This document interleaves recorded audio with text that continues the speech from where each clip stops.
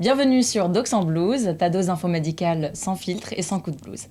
Avec moi aujourd'hui, Guillaume, comme d'habitude, et Alexandre. Et aujourd'hui, la star du jour, c'est Anne, qu'on connaît, qui est endocrinologue et qu'on connaît pour la collection de livres La Martingale. Bonjour à tous, merci de m'avoir invité. Ça me fait très plaisir. J'espère qu'on aura une conversation constructive et qui pourra répondre à plein de questions. Donc, j'attends. Mais donc aujourd'hui, si on t'a invité, Anne, c'est pour parler d'un versant un peu moins connu de la médecine, parce que Docs en Blues, vous commencez à connaître. On brasse des sujets d'actualité en général médicale. Mais là, aujourd'hui, on voudrait parler un peu plus d'entrepreneuriat. Parce que du coup, comme tu l'as très bien dit, Dima, tu as créé donc, toute une collection de livres qui sont de plus en plus connus, même pour moi très connus pour les externes actuellement. Et du coup, là, on va orienter le podcast vraiment sur est-ce qu'il n'y a que médecine dans la vie ? Est-ce qu'on peut faire d'autres choses que être médecin une fois qu'on a fait médecine ? Et du coup, moi, la première question que je voudrais te poser, c'est comment ça a commencé cette idée ? Ça a commencé quand j'étais en D3, D4, tout simplement. J'écrivais mes propres fiches pour mon concours, donc pour passer le CN à l'époque, le DN aujourd'hui. Et c'est vrai que une fois le concours passé, j'avais toute une base de documents qui couvrait tout le programme des EDN. Et c'était un peu qu'est-ce que j'en fais, quoi. Est-ce que je prends tous les fichiers et je les mets à la poubelle de mon ordinateur ou est-ce que j'essaie quelque chose. Donc c'est vrai que quand je sortais, j'étais pas la major. Oui, je venais d'une bonne fac parisienne, mais pourquoi moi ? C'était un peu la question. Je me disais, est-ce que je suis légitime de faire quelque chose comme ça, etc. Et en fait, je me suis dit, je crois qu'il n'y a pas de question à se poser. Si j'ai envie de le faire, je le fais. Et puis, on verra bien où est-ce que ça mène. Et je suis contente de m'être en tout cas lancée. Moi, perso, tes fiches, je les ai rencontrées quand je bossais mon internat et que j'avais des potes. Alors moi, je prenais 3 heures pour apprendre un cours qui faisait 20 pages. Et j'avais le poteau à côté qui faisait le cours en 1 page. Ouais. Et je me disais, mais c'est quoi ce livre ? Comment c'est possible de faire un livre où tu mets des cours en 1 page ?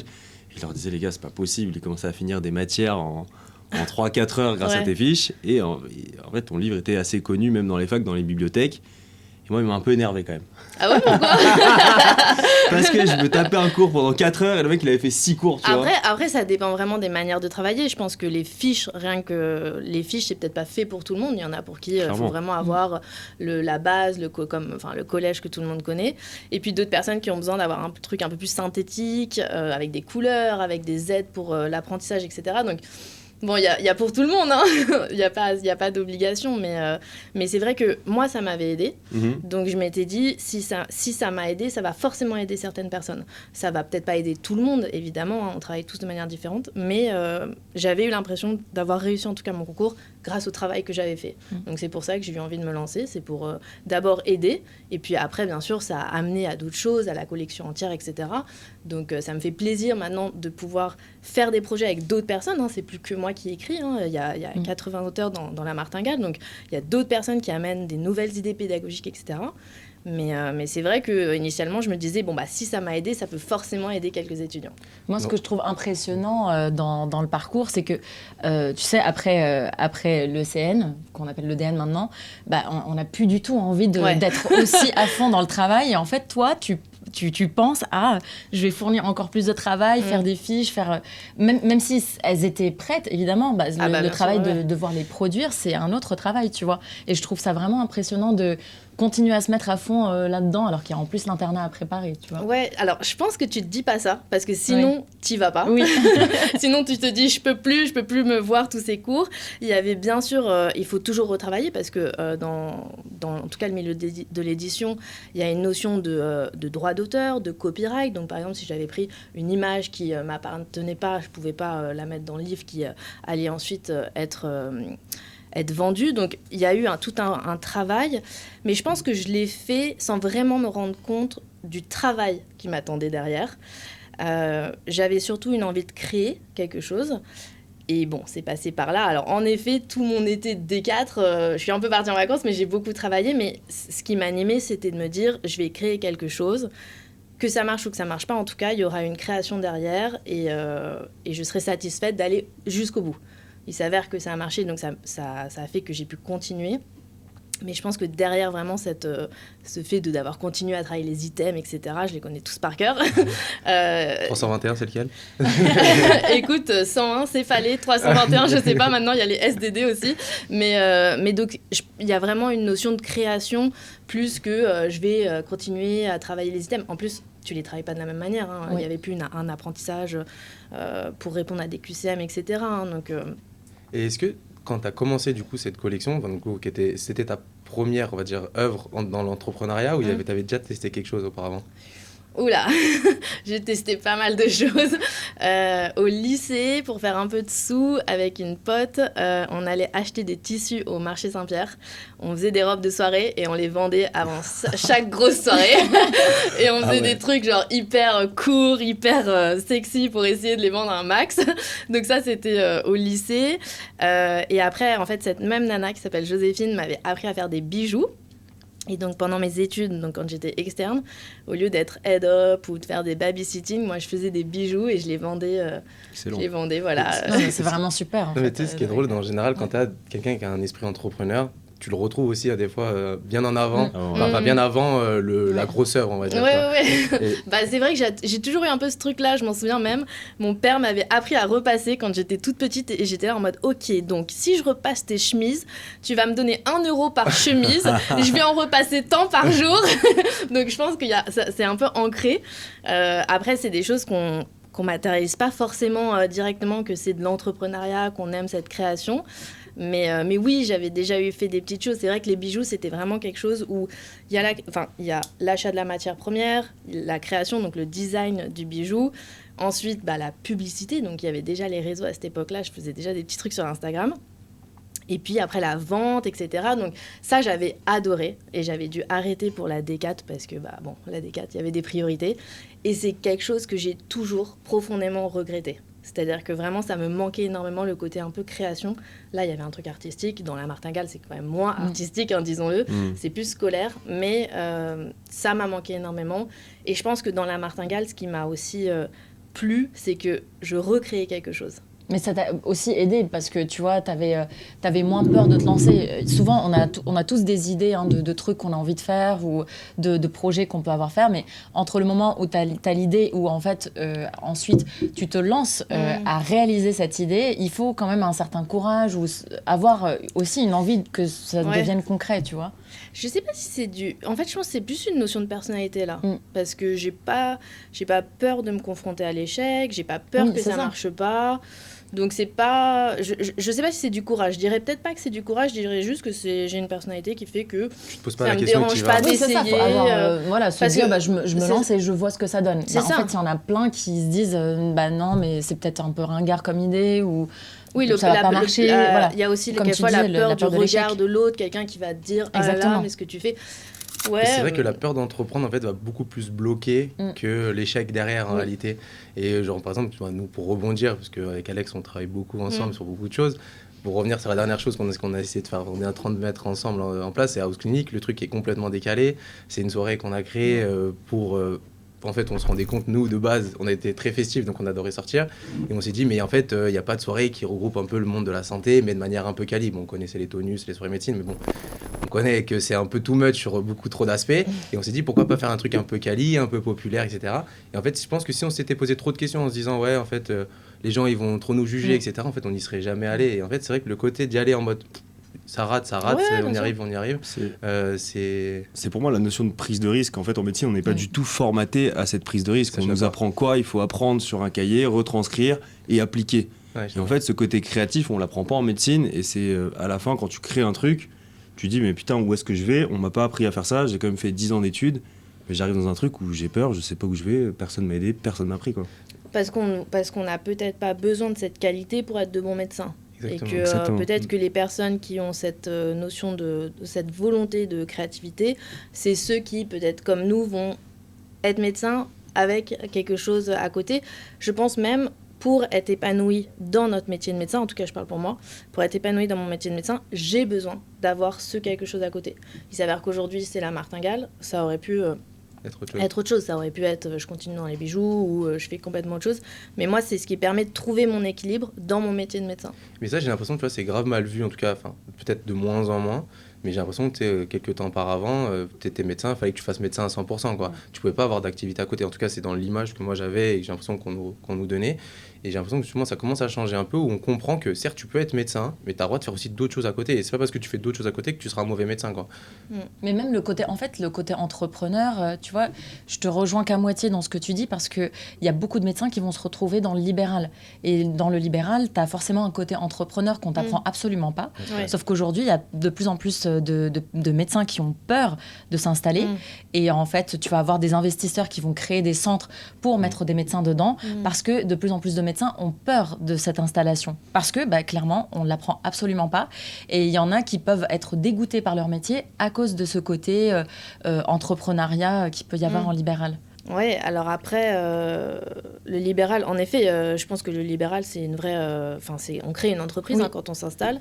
Est-ce que justement, il y a d'autres possibilités, être salarié quand on est en libéral, avoir des activités mixtes qui sont peut-être plus rassurantes sur le salaire derrière.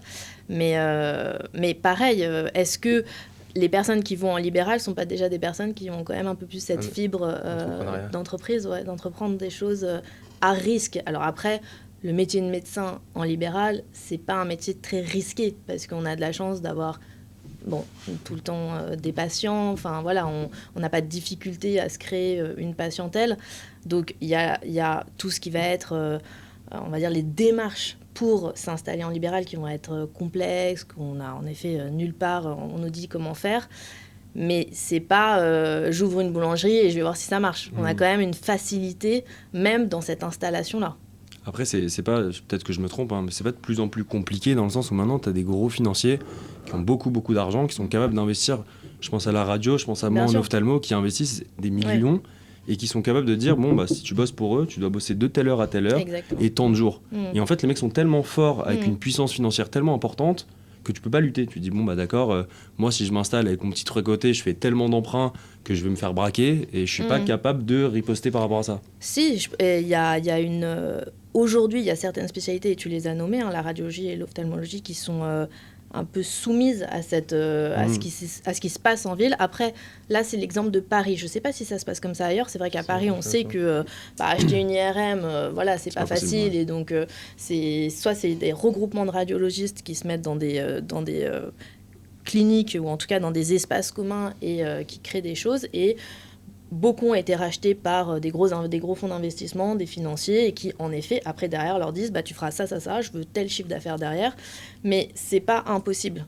Je suis d'accord, mais en fait, moi, le problème de ce truc, c'est que je trouve que ça flingue le soin, quoi. C'est-à-dire que tu as tant de minutes par patient, et on te l'impose, et t'es là, mais putain, en fait, j'ai fait autant d'études pour à la fin bosser comme un chien, et je peux même pas avoir la qualité de soins que je veux proposer. Et je pense qu'en effet, ça peut altérer la qualité de soins, parce que quand on nous impose, en tant que médecin, un chiffre d'affaires à respecter, ça peut tendre à proposer des examens qui sont pas forcément nécessaires, etc. Donc, je pense que c'est très dangereux, c'est tout un autre sujet, mais je pense en effet que c'est dangereux de s'enlever de la décision même commerciale de notre métier. Je pense que c'est très dangereux. Après, là, on part vraiment sur autre chose. Mais tu vois, pour revenir sur le côté, tout ce qui est entrepreneuriat, je trouve une chose qui manque aux études de médecine de manière globale, c'est que tu rentres en médecine, tu finis la médecine, on t'a juste appris à soigner. C'est débile, mais tu t'apprends que de la pathologie. C'est-à-dire que moi, quand je suis sorti des ECN, j'avais l'impression de lire des livres et de connaître plein de choses, mais en fait, je sais juste soigner des gens. Et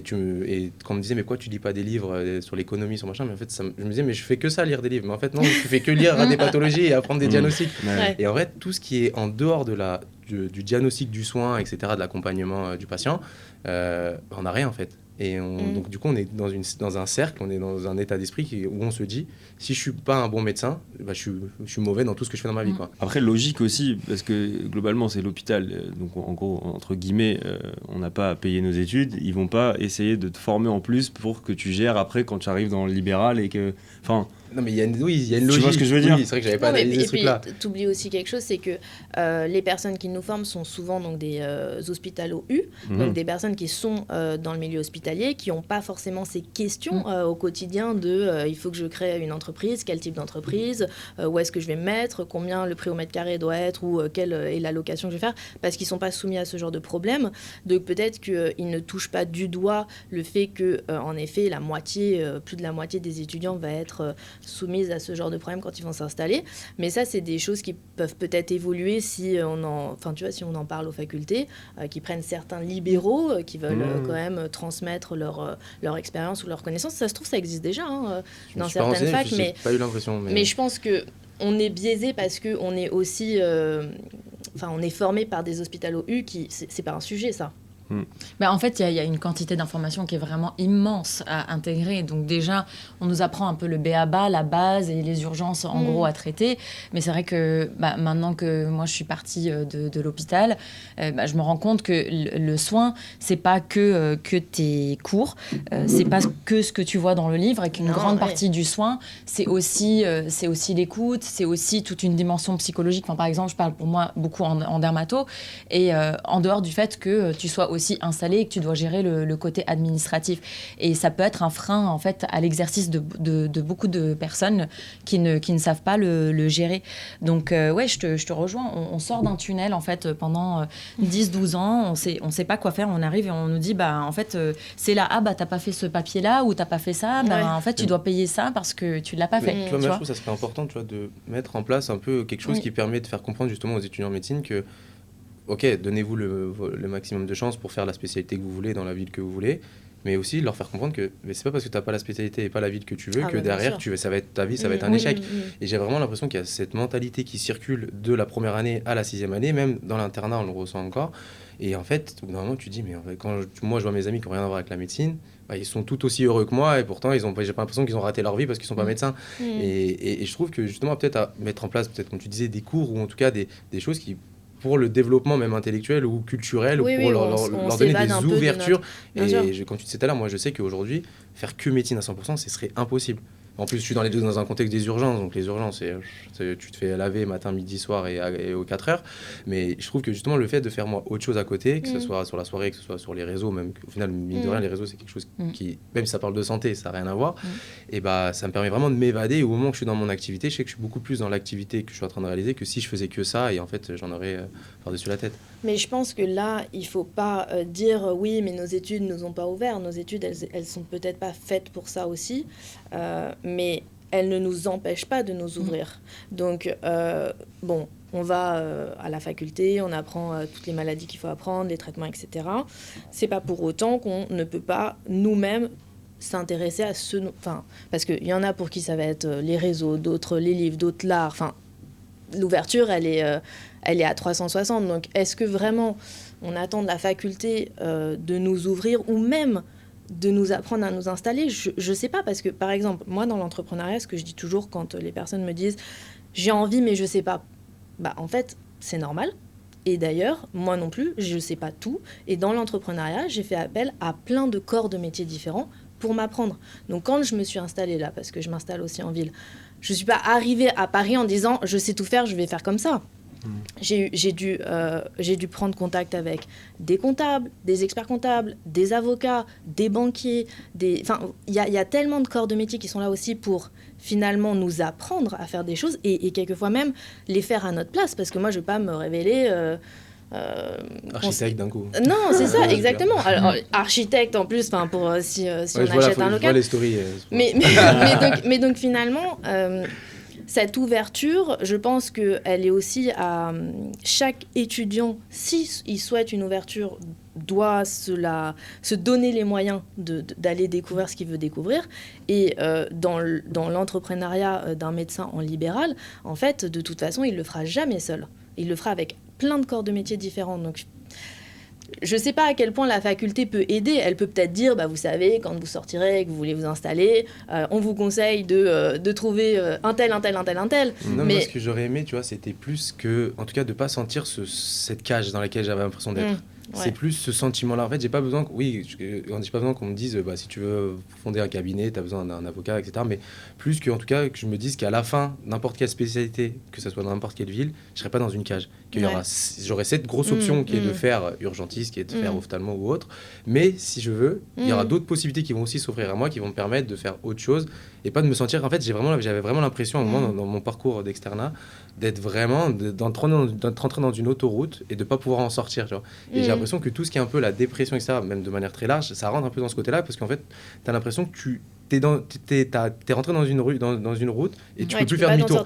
Au bout de 6 ans d'études, tu peux pas dire je fais demi-tour et je me prends tout le chemin inverse, tu vois. Donc c'est compliqué. Est-ce que vous n'avez pas justement Docs en blues, est-ce que ça vient pas de là en fait? Les réseaux, je pense plus largement les réseaux. En parler et finalement. Après Docs en blues, ouais. Et... En parler, montrer que il y a différents profils, qu'on peut faire médecine et un des choses à côté, de manière quelquefois c'est des petits trucs à côté, quelquefois c'est des trucs énormes à côté. Parce que c'est vrai que Docs en Blues en soi c'est de l'entrepreneuriat, parce que du coup on a fondé une boîte Docs en Blues pour pouvoir gérer location de studio et tout ce qui va avec. Je trouve que ce qui est compliqué, c'est qu'en France, ou peut-être dans d'autres pays aussi, le métier de médecin est hyper sacralisé et que c'est compliqué en tant que médecin d'avoir une autre image que celle du médecin. Plutôt le médecin qui va organiser des soirées, le médecin qui va créer un podcast. Tout de suite, les gens vont avoir tendance à se dire, mais... donc c'est potentiellement, est-ce que c'est un bon médecin s'il fait quelque chose à côté? Tu vois, bien sûr. Cet aspect-là. À nous de faire changer les mentalités. Et c'est pour ça que c'est important d'en parler, parce qu'en effet, pour en revenir, moi, justement, à cet équilibre pro-perso, il s'avère que moi, je suis spécialisée en thyroïde, donc je vois à la fois de la pathologie bénigne, mais je vois aussi beaucoup de cancers. Et donc, on a ce besoin d'accompagnement auprès de nos patients et d'avoir une certaine empathie. Quelquefois, il y a des personnes qui sont plus ou moins stressées, mais d'autres qui sont extrêmement stressées, où ils recherchent vraiment un pilier auprès du médecin. Et je me suis toujours dit, et ça c'est personnel, je ne pense pas que ça puisse,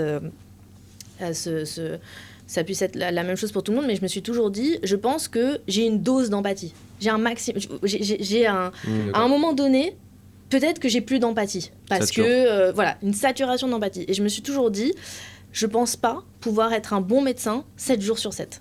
Par contre, je pense pouvoir être un bon médecin 3 jours sur 7. Je dis n'importe quoi. Parce que après, j'ai peur de plus être assez empathique, de plus être à l'écoute, etc. Et c'est pour ça que quand je dis l'équilibre entre nos différents métiers, c'est que quand je fais la martingale, j'adore ce que je fais, il y a un côté entrepreneuriat, il y a un côté création, etc. Mais en même temps, ça me permet d'être d'autant plus présente quand je suis médecin. Parce que quand je suis médecin, je suis contente d'être là, j'ai ma full dose d'empathie qui est là, je suis disponible à 100%, alors que je pense que si je faisais tout le temps ça, je le serais peut-être moins. Ça, c'est personnel, hein. Et c'est pour ça que j'aime cet équilibre et que je ne veux pas laisser tomber ces deux facettes que j'ai. Il s'avère qu'à côté, c'est de l'entrepreneuriat, ça pourrait être de la poterie, de la peinture, enfin, ça pourrait être autre chose, hein. Mais moi, ça m'aide même, je pense, à être un meilleur médecin au quotidien. C'est drôle ce que tu dis, mais par exemple, moi, j'ai une co-interne qui est brillantissime et qui, à un moment, me dit je crois que dès que j'ai fini l'internat, je me fais 1 an de pâtisserie. Aucun rapport. Elle m'a dit, en fait, c'est bon, elle m'a dit, j'ai tellement fait que ça pendant un certain temps que là, je sens que j'ai besoin d'aller... Une saturation, quoi. Une saturation. Et je sens que j'ai besoin d'aller voir ailleurs, de faire autre chose, et j'ai besoin d'utiliser mes mains différemment, du coup. Et elle dit, elle faisait des gâteaux pour le staff régulièrement, qui étaient hyper bons, tu vois. Et elle s'est dit, mais moi, à la fin, là, c'est bon, je me fais 1 an de pâtisserie à mort parce que j'ai besoin de voir autre chose. Et je trouve que j'ai trouvé ça hyper bien de le dire, en fait, haut et fort. Et de ne pas avoir peur de se dire que... il ne faut pas que ça soit tabou. Exactement. Et j'ai peur. J'ai l'impression que ça l'est, en réalité. J'ai l'impression de se dire que il n'y a pas que la médecine qui me passionne. C'est un peu un sujet hyper tabou parce qu'encore une fois, quand on voit nos chefs de service, la mentalité qu'ils ont, en tout cas les anciens, c'est médecine.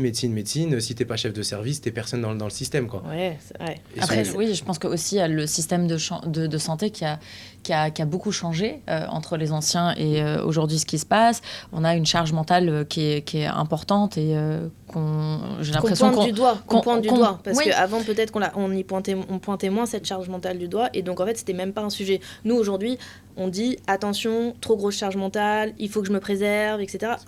Je pense qu'avant on discutait même pas de ça. On en parle aujourd'hui, mais je pense aussi que le rapport médecin-malade a changé aussi avec le temps. C'est-à-dire qu'il y a une grosse problématique de système de santé et je trouve que beaucoup de médecins sont pointés du doigt comme étant responsables de la problématique, alors qu'en réalité c'est beaucoup plus complexe que ça. par exemple, le manque de médecins fait que, bah oui, si le médecin il n'arrive pas à trouver un rendez-vous, c'est de sa faute. Alors que peut-être que lui, déjà, il est saturé. Donc, pour pouvoir bien soigner, il y a aussi toute une dimension complexe qui est autour de ça. Et je pense qu'il y a plein de gens qui saturent ou alors qui ont peur de se lancer dans ce métier à 100%. Et peut-être que... à cause ou grâce, je ne sais pas. Mais en tout cas, ils ont envie de s'exprimer autrement dans leur vie que uniquement via leur métier pour pouvoir un peu l'exercer de la manière la plus sereine possible. Enfin, moi, je sais que j'ai besoin de faire autre chose aussi à côté de mes consultations parce que, justement, si je veux être à l'écoute, encore une fois, c'est une spécialité où il y a beaucoup d'écoute, il y a beaucoup de psychologique dans les maladies chroniques dermato. Donc, si on a envie d'être à 100% en tout cas dedans, il faut qu'on puisse s'épanouir ailleurs, quoi. Et toi qui es maintenant dans le privé, entre guillemets, quand tu étais dans le public un petit peu comme nous et que tu étais déjà exposé, comment tu vivais cette exposition sur le fait de faire d'autres choses à côté? Est-ce que c'était tout bénef et tu étais encensé de partout? Ou je sais que nous, par exemple, on a eu quelques controverses où moi, à l'hôpital, parfois, je me suis dit... écoute, les mecs, ils me connaissent, moi, je les connais pas. Et c'est sûr qu'ils disent pas que du bien, on le sait tous. Y a beaucoup de jalousie dans ce monde-là, il y a beaucoup de critiques. Comment tu as géré cet aspect-là? Ça a été évolutif. Ça s'est senti direct. Ça a été évolutif parce que donc quand j'ai commencé, j'étais donc néo-interne. Et c'est vrai que j'étais vraiment dans un... Je pense que je me rendais pas compte dans le monde dans lequel j'allais arriver. C'est-à-dire que j'étais très heureuse d'avoir fini enfin l'externat. Je ne rêvais que d'une chose, c'était d'approfondir sur la spécialité, etc. Et j'étais très enthousiaste. Mais vraiment, je pense que je ne me rendais pas compte que j'arrivais dans un monde professionnel avec ses points positifs, ses points négatifs, les gens qui sont plus ou moins bienveillants, les anxiétés de chacun, les peurs de chacun, etc. Je ne me rendais pas compte de ça. J'avais une certaine immaturité sur ce sujet. Et donc, c'est vrai qu'au début, pour moi, ce que je faisais, il n'y avait rien de mal. On ne pouvait pas me reprocher quelque chose. Parce que j'écrivais juste des livres, quoi. Donc, je ne voyais pas le mal. Et donc, c'est vrai qu'au tout début, je disais spontanément ce que je faisais. J'avais même demandé à des professeurs de m'aider pour la relecture, etc. Et puis, coup de massue, je me suis rendu compte que ça pouvait déranger. Et que ça pouvait me causer des torts, des problèmes, que ça soit en stage. Donc, typiquement, un de mes premiers stages, la moitié, on va dire, du staff soignant était... je dirais même pas admiratif, mais disait c'est sympa, elle fait quelque chose à côté, etc. Et puis l'autre moitié, c'était tout l'opposé. Donc j'ai pas eu le droit à mes 2 semaines de vacances en hiver parce que ça dérangeait une personne. Donc on allait me saquer. On était 3 co-internes, j'étais celle qui faisait tout mal, rien n'allait, on m'expliquait pas pourquoi, etc. Et puis ça, je comprenais pas. Et puis j'ai fini par comprendre le milieu dans lequel j'ai évolué, notamment le milieu de l'hôpital public, et palper, toucher du doigt ce qui pouvait gêner. Et c'est vrai que j'ai pas eu envie de rentrer en guerre avec ça, et je me suis plus adaptée, c'est-à-dire que je voyais bien que ça pouvait déranger. Donc, je suis devenue une tombe. Je racontais pas grand-chose de ce que je faisais, etc. Et quand j'avais la chance que personne ne s'en rendait compte, tant mieux. Et puis, si on s'en rendait compte, j'essayais un peu de me justifier en disant « Non, mais je vous jure, je suis pas que sur les réseaux. J'écris des livres. C'est intellectuel. » J'essayais de me justifier comme je pouvais. Toi, à ce moment-là, tu avais les réseaux plus le développement du livre. Voilà, c'est ça. Les 2 aspects, okay. Mais j'ai essayé juste de ne jamais rien dire. Jusqu'au moment où... les externes, ils arrivaient avec les livres à l'hosto. Les fils des PU et les filles des PU qui étaient en médecine, ils demandaient d'acheter la martingale. Et donc là, il y a eu quelque chose qui a changé. Et j'étais plus l'idiote des réseaux sociaux aussi. On savait que j'avais les réseaux. On commençait un peu plus à me poser cette question et à s'intéresser à ce que je faisais. Donc, c'est pas pour autant que j'ai changé forcément la manière de faire, je ne hurlais pas sur tous les toits, mais au début où c'était compliqué, je voyais bien que ça pouvait déranger, qu'on pouvait se poser des questions, mais pourquoi elle fait ci? Si elle fait ça, ça veut dire qu'elle n'est pas investie en stage. Enfin, tu vois, j'avais pas mal de choses comme ça. c'est cette nana en fait elle fait quelque chose et puis mon gosse à la maison il me le réclame quoi. Donc il y a peut-être c'est peut-être pas si nul. Crédibilisé en vrai. Oui, et puis ça finalement c'est dans le cours, dans le processus de la création de la martingale. Au début personne ne sait ce que c'est, donc on critique, on juge, on se dit qu'est-ce qu'elle fout celle-là. Puis après on dit rien et puis après on se dit en fait non mais tout le monde connaît donc ça va, on va pas dire qu'elle est nulle. Mais bon, est-ce que c'est pas est-ce que ça, c'est pas propre à tous les milieux ? Je pense que oui.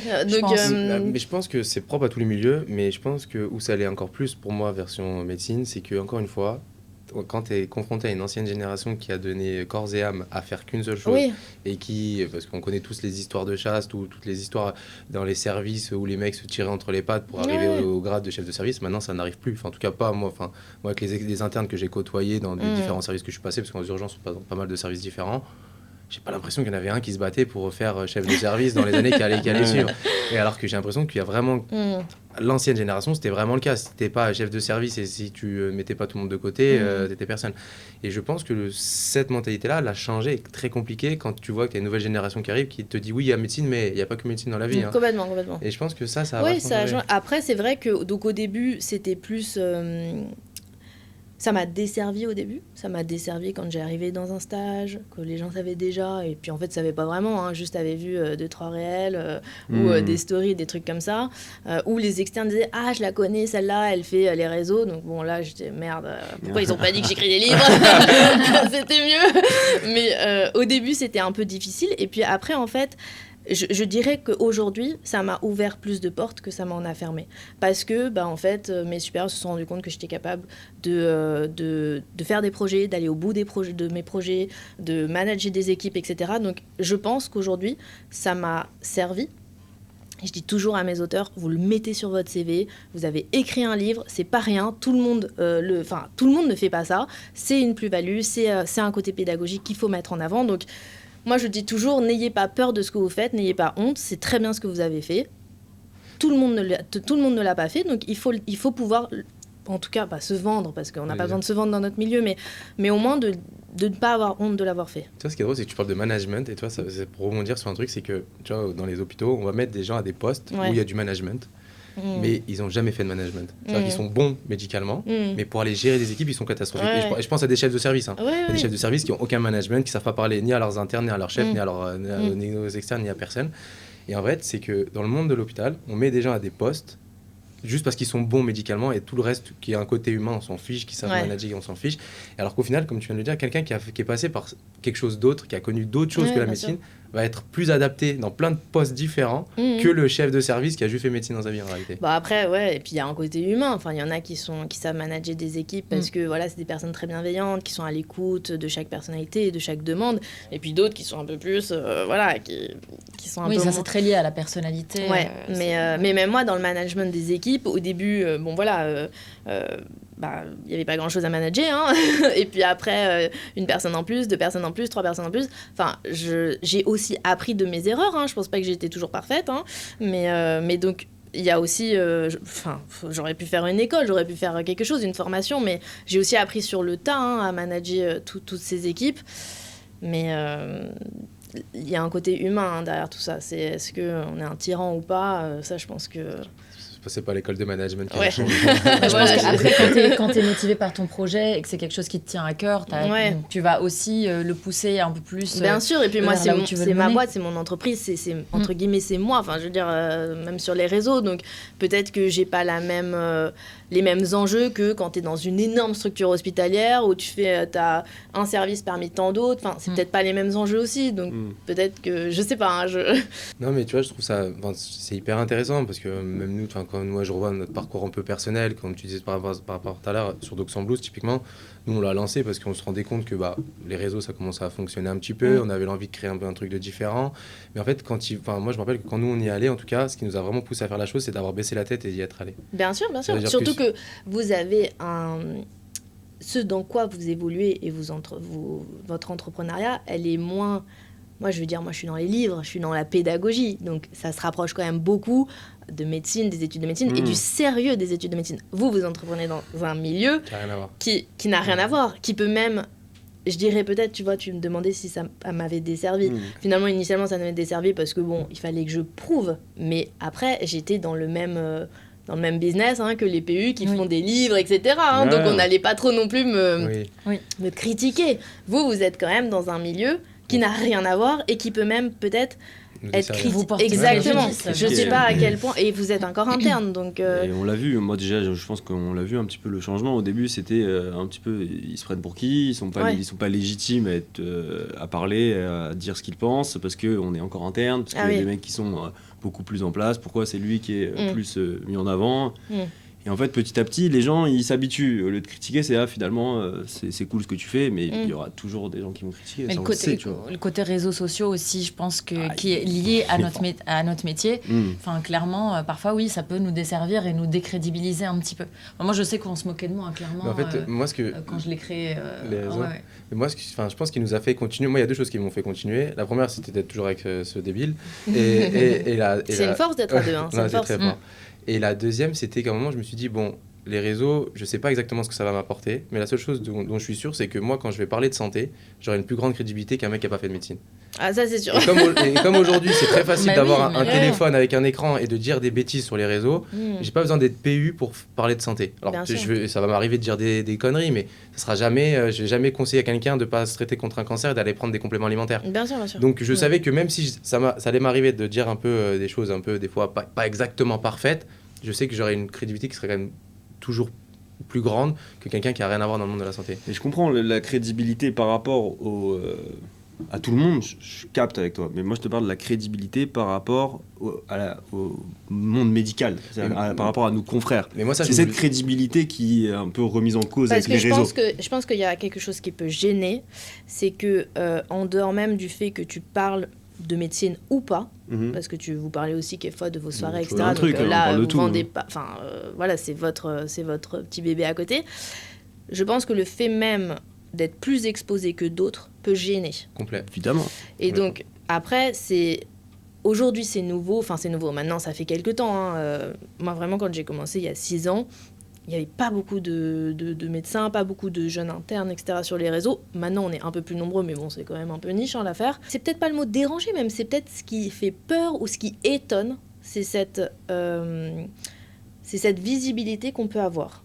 Et comme il y a une notion que nous, en tant que médecins, on ne doit pas se vendre, dans le sens où on ne doit pas dire « venez dans mon cabinet, je suis le meilleur », etc. Enfin, on a des règles strictes sur la déontologie par rapport à ça. Peut-être que ça interroge les gens. Mais je pense que dans 10 ans, c'est plus ces questions-là qu'on va se poser. Ouais. Parce que ça sera normal, courant.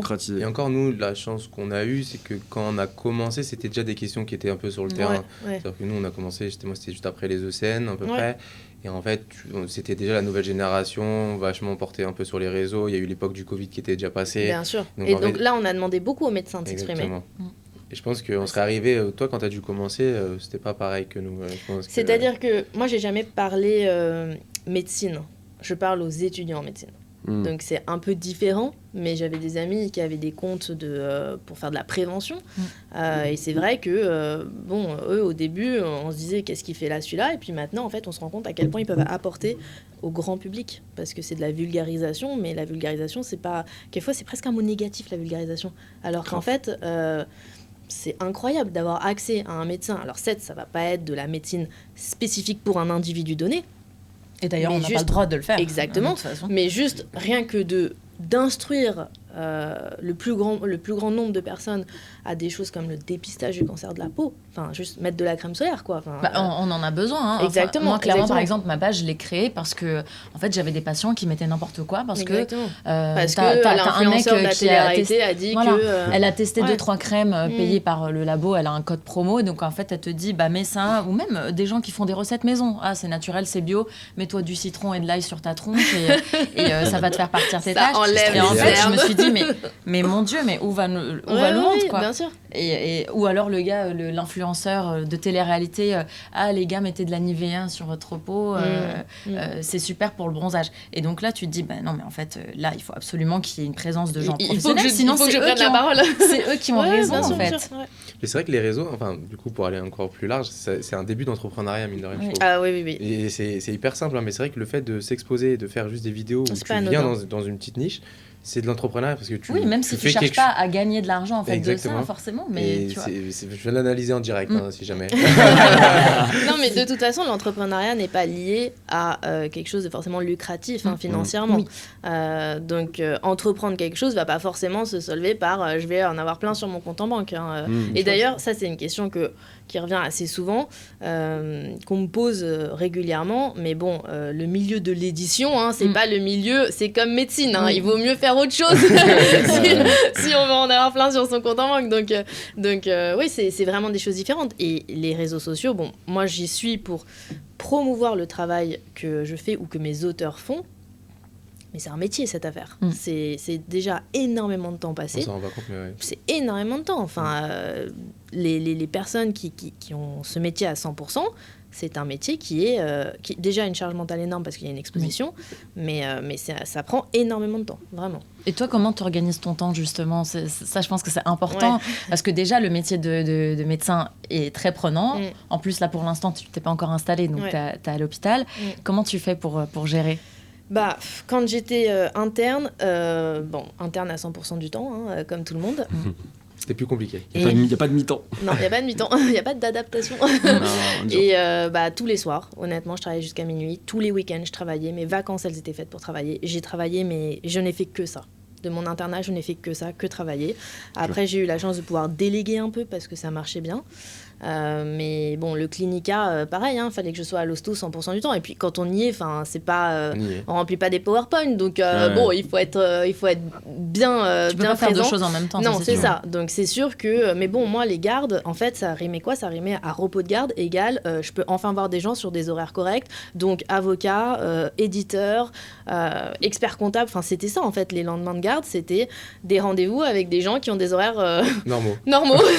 Et moi, les mails, j'y répondais à minuit, quoi. Mais donc, ça a été tout mon internat et mon clinica. Maintenant, j'ai fini et j'ai arrêté, là, pour l'instant, je travaille plus à l'hosto. Enfin, je fais une demi-journée de vacation et je suis full-time sur la création de mon cabinet et la martingale. Donc, je peux enfin travailler à des horaires qui sont plus standards et je vais adapter mon métier de médecin à ça. C'est vraiment mi-temps médecin, mi-temps la martingale et je suis très contente de plus bosser tous les soirs jusqu'à minuit et le week-end, mais c'est sûr que quelquefois, on voit le côté réseaux sociaux, le côté on montre que des belles choses, etc. Enfin, moi, j'ai passé 6 ans de ma vie à travailler tous les jours, tous les week-ends, toutes mes vacances. Mais c'est vrai que l'entrepreneuriat, c'est qu'on a l'impression qu'au final, quand ça fonctionne et qu'il y a tout qui a fonctionné, c'était évident, c'est facile, tout. Claquement Alors qu'en fait, au final, tout ce qu'il y a en amont, il y a la part de risque, il y a les questions qu'on se pose tous les jours quand on se lève. Est-ce que l'argent que je suis en train d'investir, je vais pas le perdre ? Est-ce que le temps que je suis en train d'investir, je vais pas le perdre ? Est-ce que le fait de mettre tout mon temps là-dedans et pas d'aller en vacances à Saint-Tropez ou peu importe, c'est pas des moments de vie que je suis en train de perdre ? Et c'est vrai que moi, je le vois pareil avec Docs en Blues, parce que ça demande quand même une préparation sur les choses avant de préparer les podcasts, de faire les invités, que ce soit avec même la House Unique, etc. C'est vrai que pour le moment, nous, on n'a que du kiff. Mais c'est vrai que la part de risque, au début, elle était quand même, on était là en train de se dire, est-ce qu'on va pas avoir que des critiques au final ? Est-ce qu'on va pas juste avoir une image et avoir tout raté dans tout ce qu'on est en train d'entreprendre ? Il y avait vraiment cette part. Après, ça dépend peut-être des personnalités, mais moi, c'est vrai que je me disais toujours, déjà, j'aimais bien le risque. J'aimais bien prendre ce risque et c'est ce que j'adore dans l'entrepreneuriat, c'est prendre des risques parce que tout ne marche pas. J'ai eu des tollés, c'est pas parce que on dit la martingale ça marche bien que tout a toujours bien marché. Donc il y a des choses qui sont pas bien passées. Et je pense que quoi qu'il arrive, c'est des choses qui peuvent te faire justement. Enfin, tu vas toujours apprendre, que ça soit d'un succès, ok, évidemment, mais en fait, tu apprendras de toute façon plus d'un échec. Pourquoi est-ce que j'ai échoué ? Et moi, j'apprends même de la critique, parce que je vends quelque chose. Donc, la critique est intéressante et importante. La critique constructive, si c'est pour me dire « j'aime pas comment elle se fringue celle-là », bof. Mais si on me dit « en fait, dans ce bouquin, ça c'est bien, mais ça c'est pas bien », ou... Pour moi, la critique est très intéressante. Donc, si elle est constructive, elle est hyper intéressante. Bien sûr. Ouais. Et d'ailleurs, je pense que c'est très important aussi de savoir entendre la critique quand on veut entreprendre. Parce que c'est ce qui peut nous faire évoluer en positif. Mais oui, je pense que le message important aussi à dire, c'est que les personnes qui ont envie d'entreprendre, peu importe quel est le but, c'est, en tout cas, le point commun que je trouve, c'est chacun est passionné, en fait. Ouais.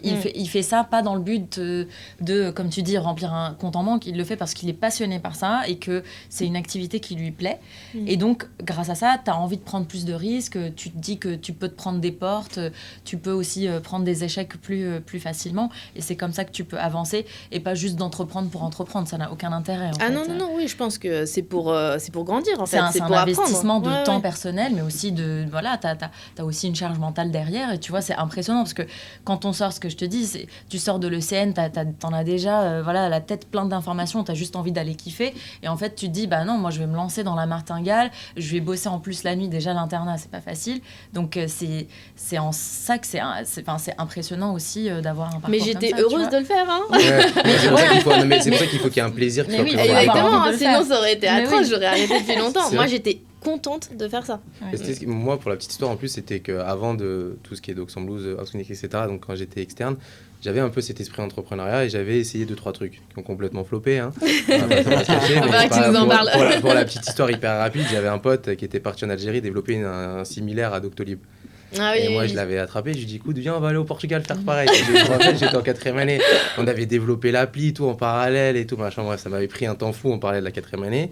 Au final, on avait essayé de commencer à mettre en place au Portugal, gros flop total.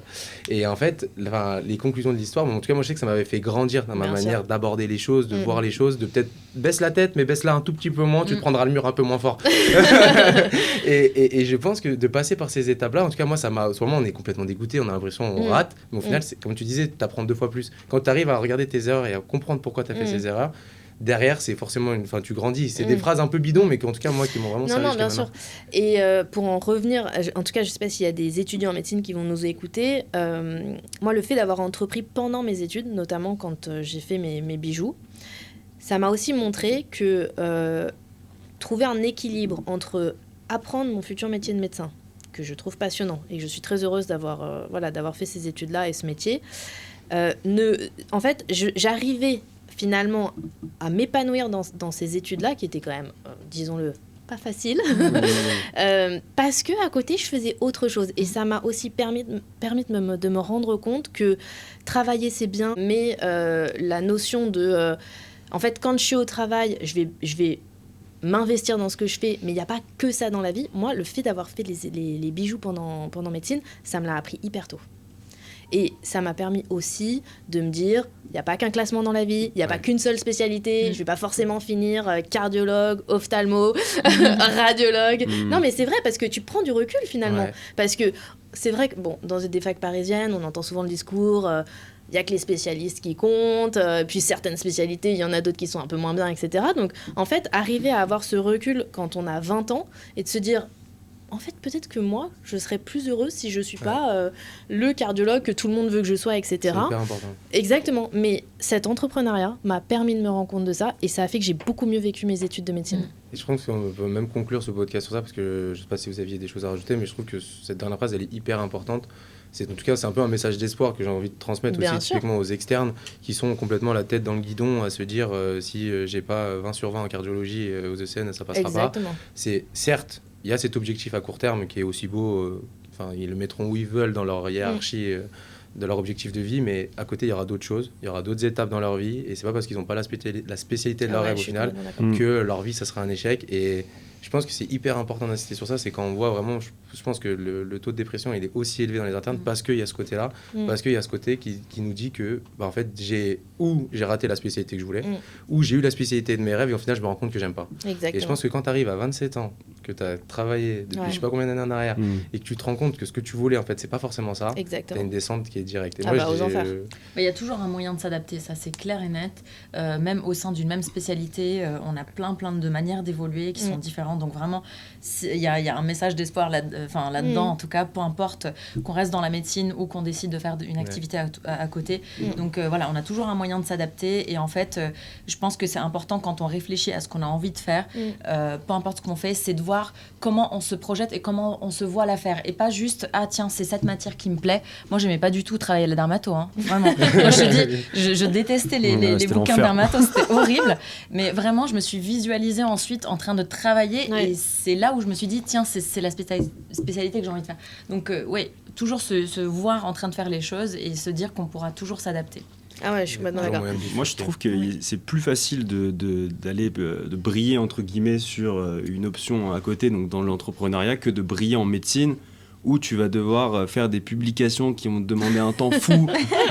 Mais tu vois, là-bas, quand tu es entouré que de médecins, etc., qui sont très forts, qui ont la tête dedans, c'est très compliqué de créer quelque chose qui va te mettre en valeur par rapport aux autres, alors qu'un petit truc à côté... ça peut donner un espoir et un kiff qui peut-être plus de confiance en toi qu'en médecine où tu as l'impression que c'est insurmontable de faire quelque chose qui va avoir de la valeur. Et te sentir valorisé. Exactement. C'est vrai que la médecine, c'est très compliqué de se sentir valorisé en médecine, à part quand tu es top 1 aux ECN. Exactement. Donc il y en a 9000 qui sont pas bien. En tout cas, merci beaucoup d'être venu. Merci à toi. Beaucoup. Merci. C'était vraiment trop cool. C'était super. Et de toute façon, il va falloir qu'on se revoie pour parler d'endocrinologie bientôt. Avec plaisir. Il va falloir qu'on bosse la thyroïde, putain. Je pense qu'il faut bosser, il faut qu'on parle de justement un peu comment est-ce qu'on choisit sa spécialité.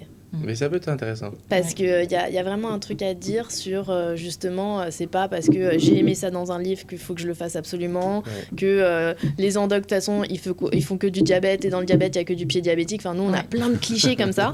Et je pense que ça peut être intéressant un peu de... a posteriori finalement comment nous on aurait dû choisir nos spécialités. Ça peut être sympa. C'était Doc Sans Blues.